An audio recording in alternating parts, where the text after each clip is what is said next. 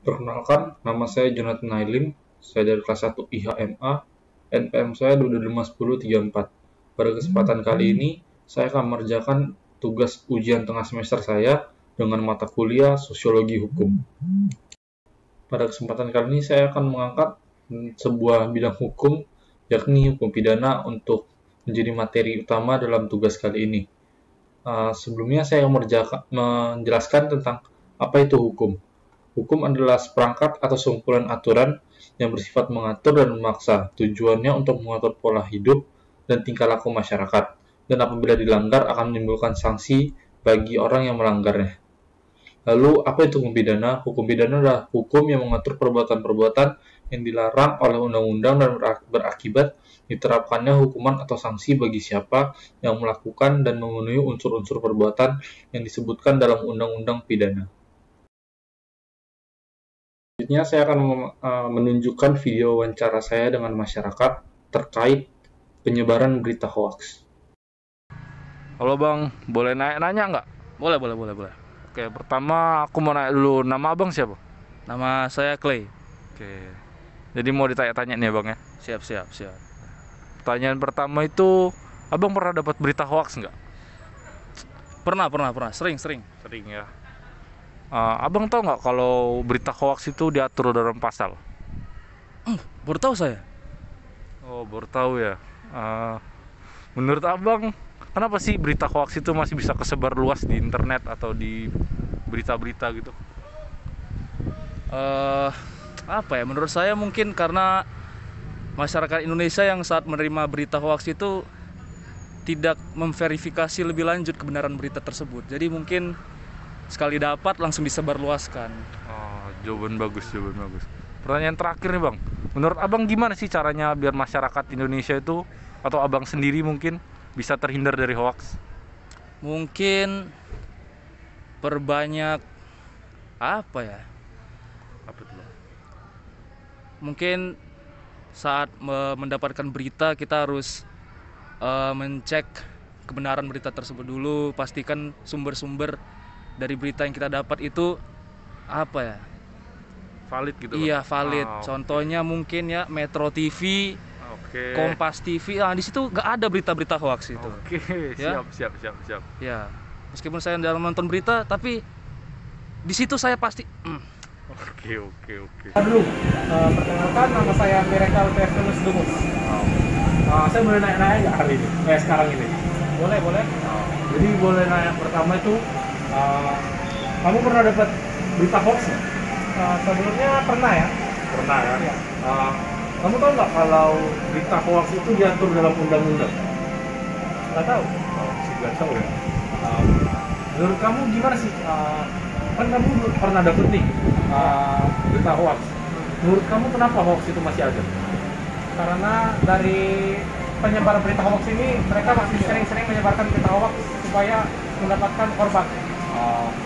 Menurut kamu gimana cara mengatasi atau mengurangi jumlah hoax yang beredar di internet?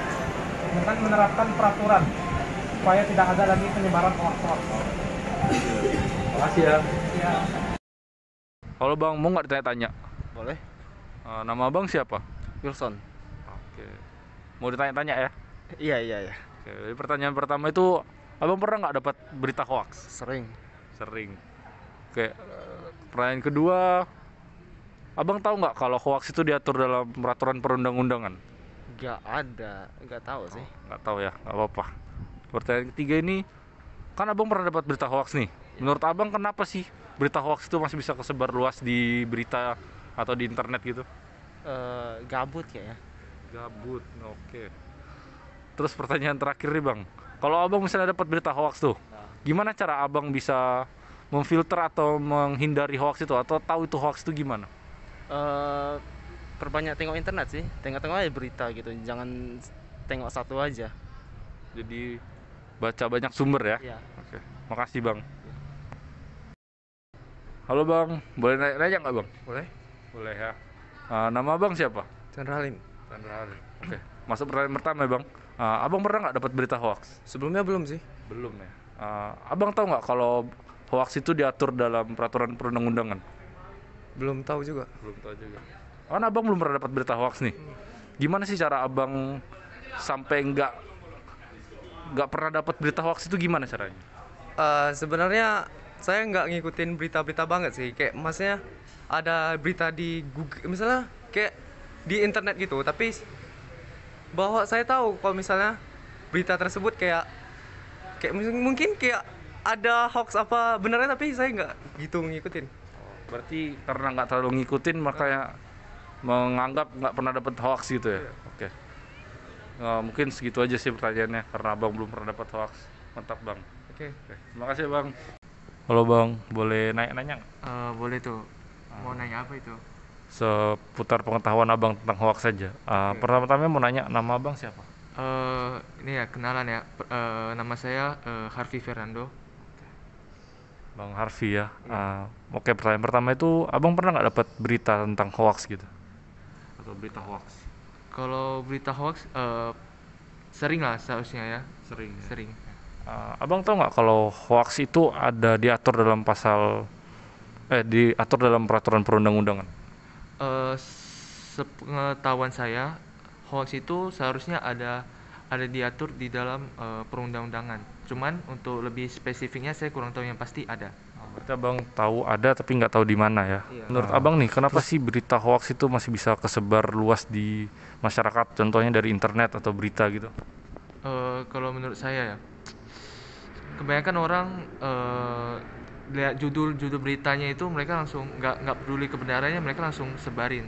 Banyak orang mereka nggak cari secara detail dulu suatu berita ini apakah ini benar atau enggak, mereka main langsung, wah udah dapat judul ini nih, langsung mereka share aja.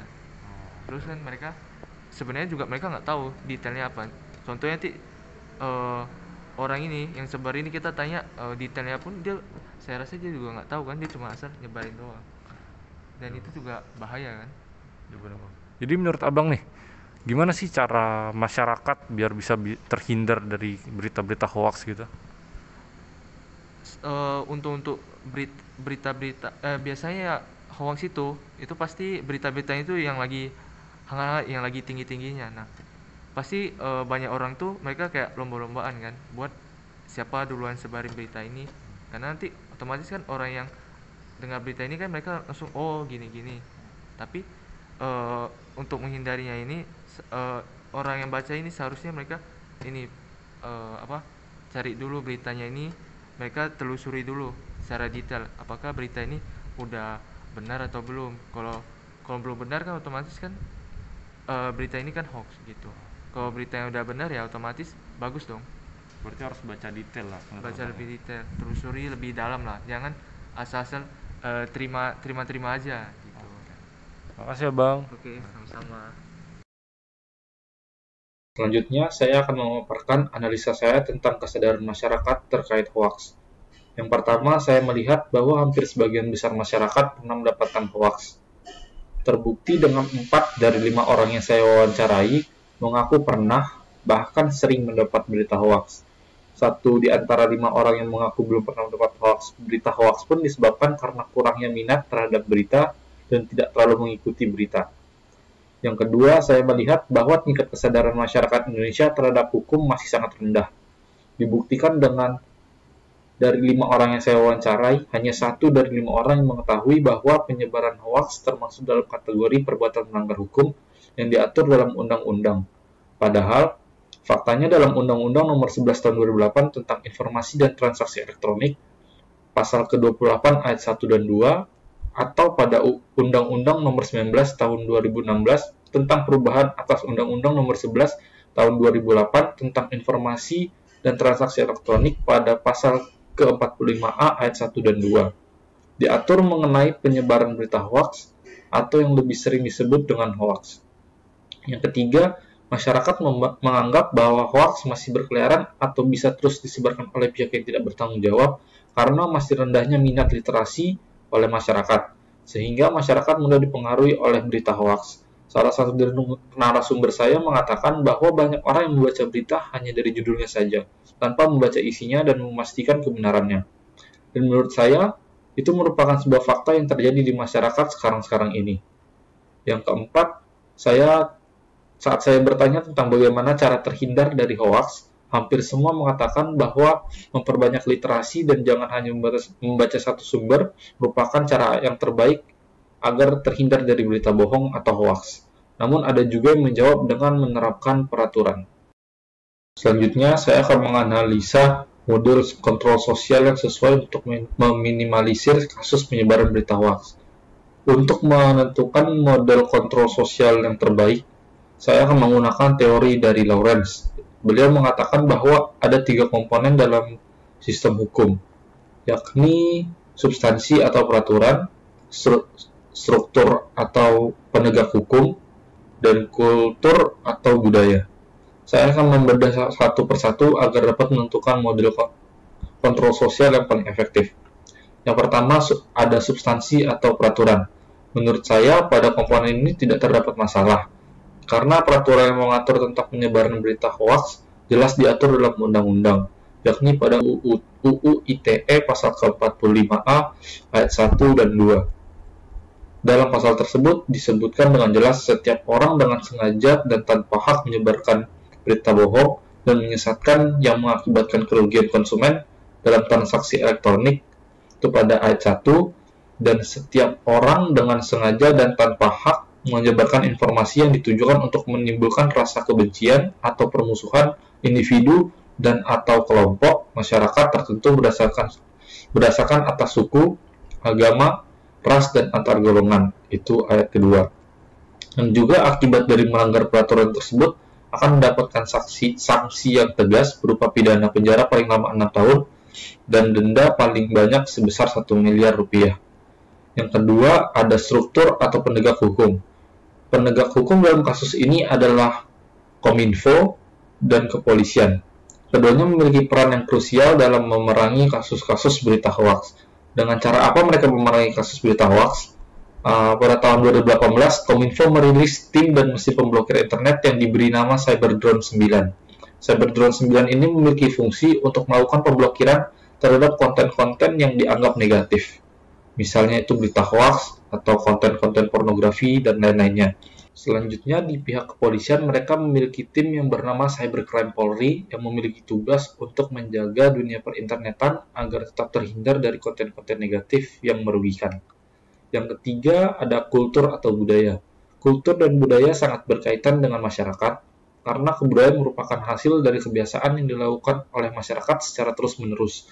Dalam hal ini, penyebaran hoaks. Menurut saya, kultur dari masyarakat Indonesia lah yang membuat mudahnya hoaks tersebar. Banyak sekali masyarakat yang hanya membaca berita dari judul, di mana banyak sekali media-media sekarang yang membuat judul untuk berita mereka yang sangat kontroversial, guna menarik minat pembaca. Hal itu tentu memungkinkan hoaks terus-menerus tersebar dari satu orang ke orang yang lain, karena setiap orang yang membaca memiliki perspektifnya masing-masing terhadap berita tersebut.